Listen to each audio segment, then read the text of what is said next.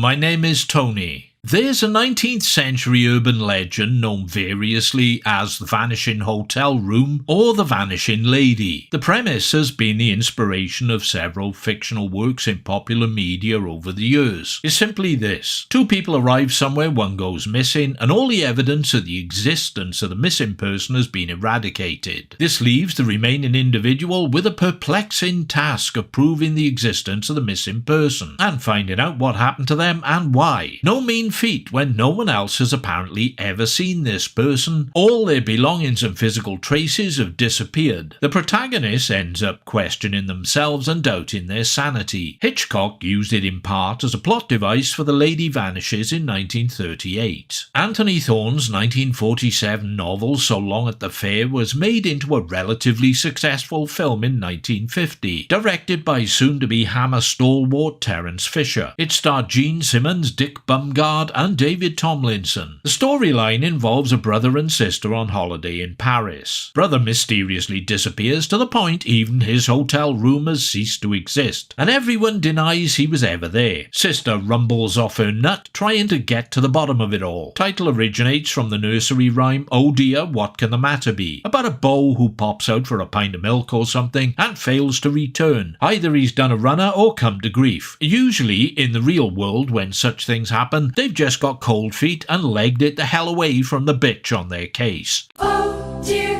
what can the matter be? Oh dear, what can the matter be? Oh dear, what can the matter be? Johnny so long at the fair.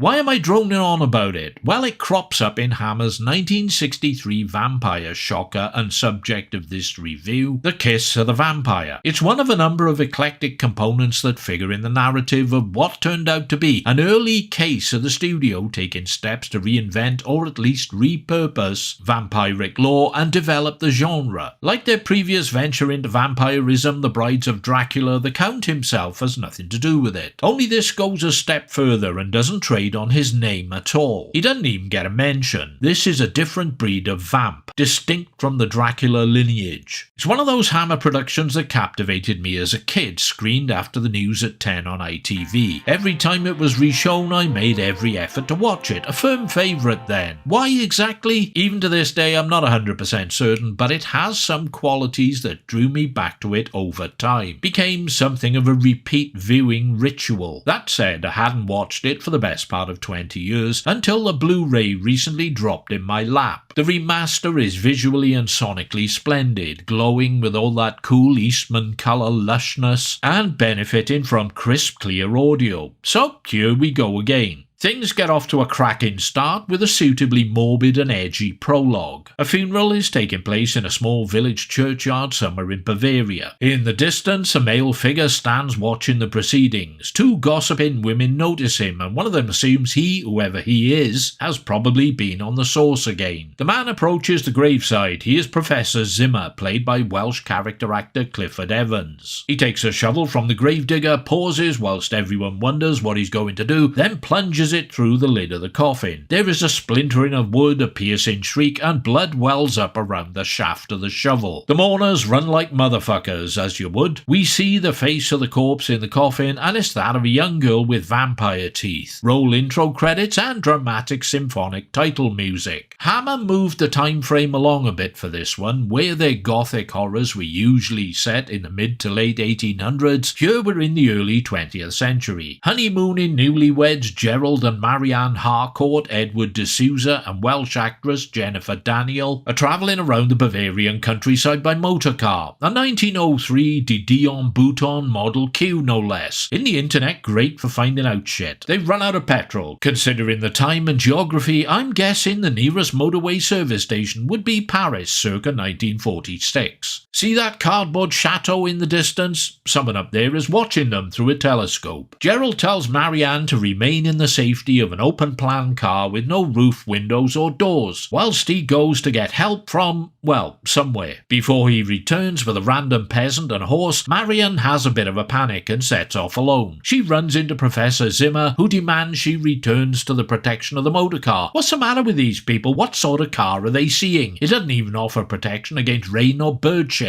They get towed to the local hotel where no one is staying in a village no one ever visits. Consistent with the nature of such things, no one will ever explain why no one is staying in the hotel and no one ever visits the village. They just stare ominously when questioned, mutter something cryptic, or turn away and piss off, or all three. The hotel hasn't seen any business for a while. There's dust and dust sheets everywhere. Bruno, the owner, Peter Madden, is a genial sort of Bavarian chap, whereas his wife Anna, Vera Cook, is as miserable as sin. She could suck the fun out of an ecstasy-fueled rave in a nitrous oxide factory. Before long, a letter is delivered by coach to the newlyweds. It's to attend the chateau of Dr. Ravner for supper. Egged on by an enthusiastic Bruno who tells them it's bound to be preferable to his humorless wife's culinary output, they rock on up there. Dr. Ravner, Noel Willman, is a major league creepo, but the couple find him cultured, welcoming and charming. He has a daughter, the poised but bland Sabina, Jackie Wallace, and an intense and unsmiling son, Carl Barry Warren. He should get together with Anna. What a fun pair they would make. It's a very convivial affair until Carl's piano recital almost succeeds in putting Marianne into a hypnotic trance. A chick we are not introduced to yet, Tanya, the luscious Isobel Black, lurks on the staircase. She's off out into the night to the local cemetery to remove the spade Zimmer lamped into the coffin in the prologue. Zimmer frustrates her plan, so in return she gives him a bite on the wrist and runs off. Back at the hotel, Marianne discovers why Anna is such a morose git. She once had a daughter. Something must have happened to her.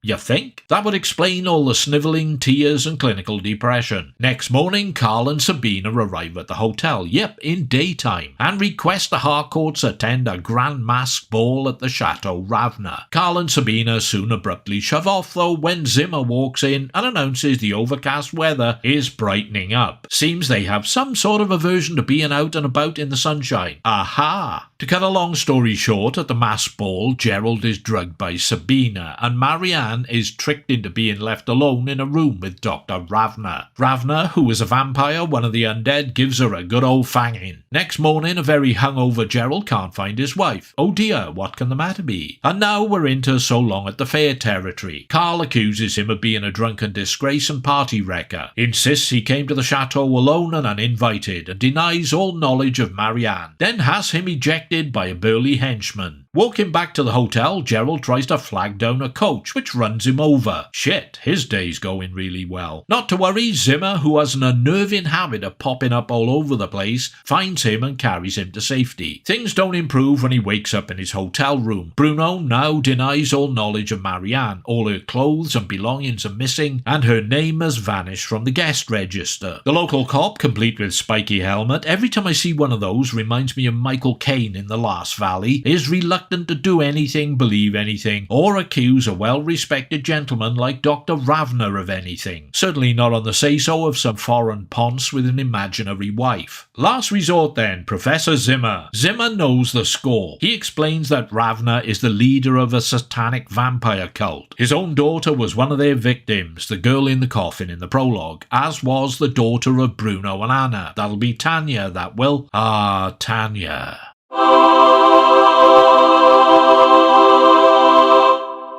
Ravner will perform an indoctrination ceremony to make Marianne one of their number. Zimmer has a plan to take the fiends down. He will perform his own ceremony, an ancient rite that commands evil to turn on and destroy itself. Always handy, that. But before he puts this into action, they'll need to bust Marianne out of the chateau, or else she'll get toll-checked along with the others come Judgment Night. Gerald breaks in after beating up a servant, then fucks his chances by stupidly trying to engage the assistance of Tanya. Ah, Tanya.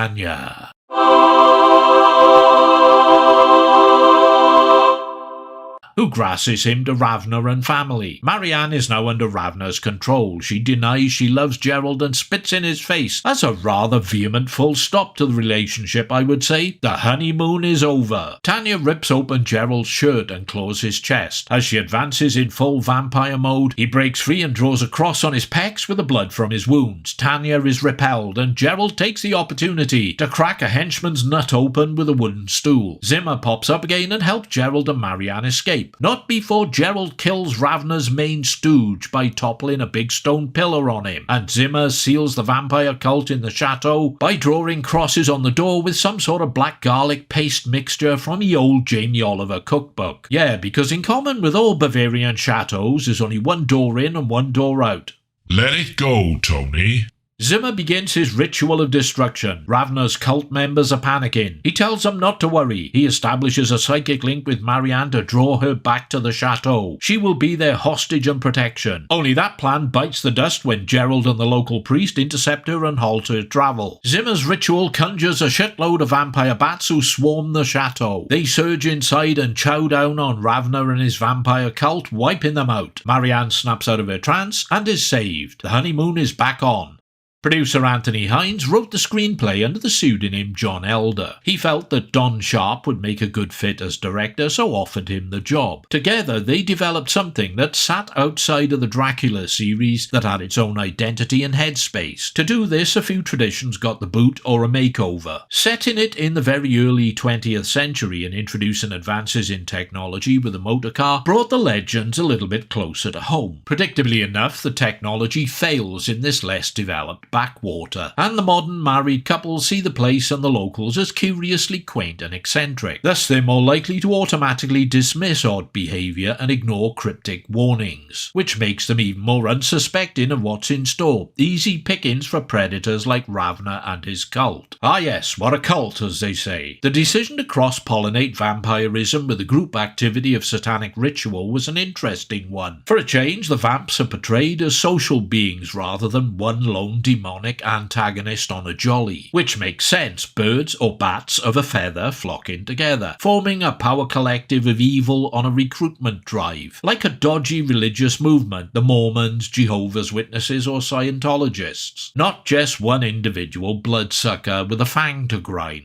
Then there are the robes the cult wears, spotless white, traditionally symbolic of purity and chastity, but erroneously in this instance, for in truth their bodies and minds are godless and corrupt shells, surrendered to evil and living death. The white robes are blasphemous mockery and facade.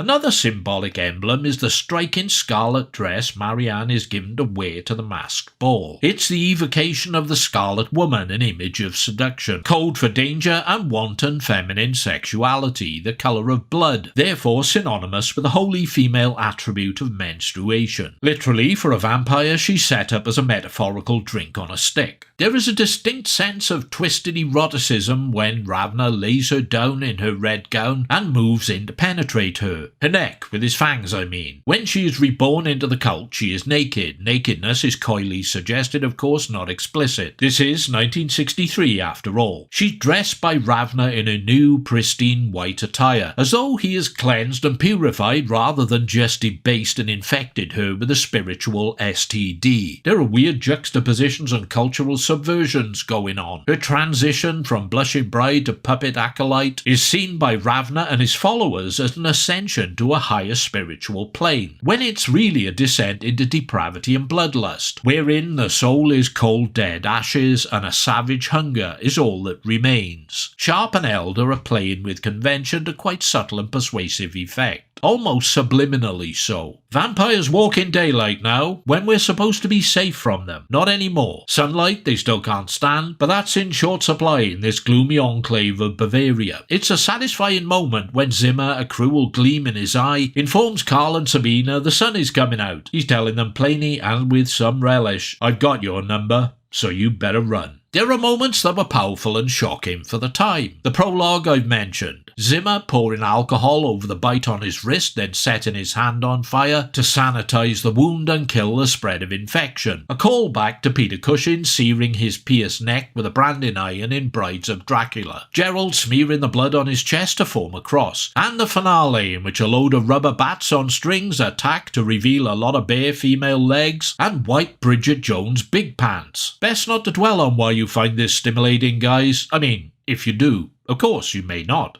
Me? Well, seriously, the very notion. Don Sharp directs with a firm grasp on the build-up of tension, best illustrated in the prologue and the eerie lull before the high-pitched throbbing sound kicks in and the vampire bats attack. His sparing use of point-of-view camera work is a further example of his willingness to try different visual techniques, and it serves the film well. Alan Hume's cinematography is sumptuous, fluid, and quite sublime, giving the production a bright, luxurious sheen the budget didn't deserve. James Bernard's melodramatic score is exceptional, especially the piano motif for the main theme, which pounds and surges to great effect when Carl tickles the old ivories and Marianne gets all erotically mesmerized. Tiny detail, that's likely absinthe in the sherry glass on the piano, the green drink Ravna provides to Marianne, a highly alcoholic tipple with rumoured psychoactive qualities. Dubbed the Green Fairy, it was once banned in certain European countries. It has long been associated with violence, madness, moral and spiritual dissolution and debauchery. Never formally banned in the UK though, it was just hard to get hold of until the 1990s when it became quite popular again, in certain degenerate quarters. Where's my axe, Luigi? The cast consists of mainly jobbing character actors and attractive but little-known starlets. They all do their stuff decently enough, delivering everything that's required of them to a reasonable standard. Evans and Woolman ham it up like they mean it, and Isobel Black, Isobel Black.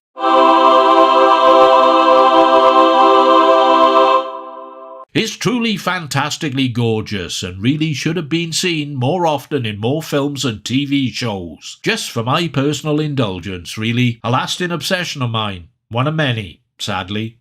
Now the tricky bit. Is it worth your diamond time? I would think by now you've got a fair idea if this is the sort of thing that flogs the dolphin for you or leaves you cold. I can only say that if you like Hammer movies and vintage gothic horror flicks generally, it's a standout example of the genre. Yep, it might be dumb and absurd, but at least it's been put together with some competence, care and conviction. The studio wasn't afraid to experiment and tweak stuff and allow their artists a level of creative self-determination. This is entertainment of the unself-conscious, take it or leave it kind. Bright, baroque and batty as a bat with a battery up its backside. Thanks in abundance for your time and attention. Please feel free to do whatever you choose to do next. Hit like, don't like, comment, subscribe, check out my early access Patreon thing, or even make a welcome financial contribution via the thanks button. I'll be dropping something else soon, probably your pretense of literacy, so keep them peeled, pilgrim. And in the meantime, here's an old song I just finished incompetently remastering and turned into a music video. The loneliest place in the world. Well, I had to do something with it. Might as well be this.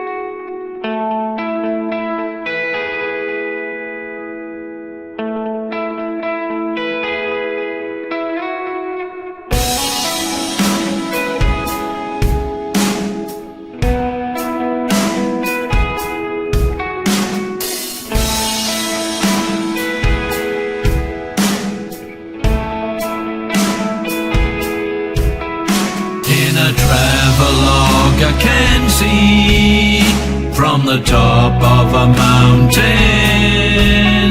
There's a shadow by a tree and a coin in a fountain.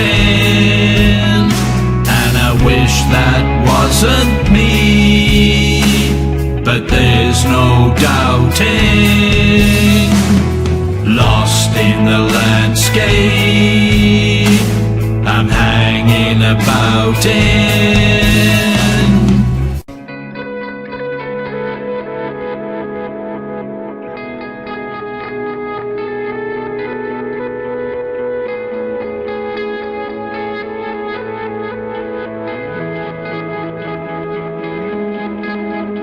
I'm still here where I was. Love can't reach me because it's the loneliest place in the world. It's the loneliest place in the world. No beginning and no ending, just a scene where I blend in. It's the loneliest place in the world. It's the loneliest place in the world. In a slideshow on a screen, as a cigarette smolders, all the places I have been grow progressively older. Yeah, that's me over there, waiting on the hard shoulder. Prisoner in time, as the weather gets colder. I'm still here where I was. Love can reach me because it's the loneliest place in the world. It's the loneliest place in the world. No beginning and no ending, just a scene where I blend in. It's the loneliest place in the world. It's the loneliest place in the world. Neon palette of the seaside arcade cleaves my image in two. At the end of the pier in shadow and shade, a snapshot alone without you.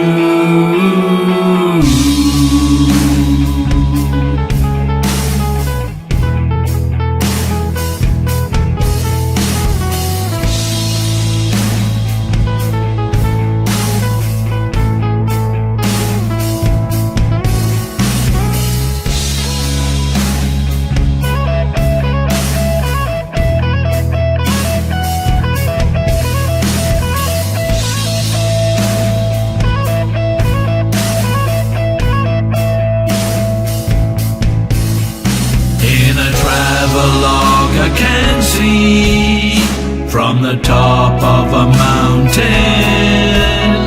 There's a shadow by a tree and a coin in a fountain. And I wish that wasn't me, but there's no doubting. Lost in the landscape, I linger about in. I'm still here where I was. Love can reach me because it's the loneliest place in the world. It's the loneliest place in the world. No beginning and no ending, just a scene where I blend in. It's the loneliest place in the world. It's the loneliest place in the world.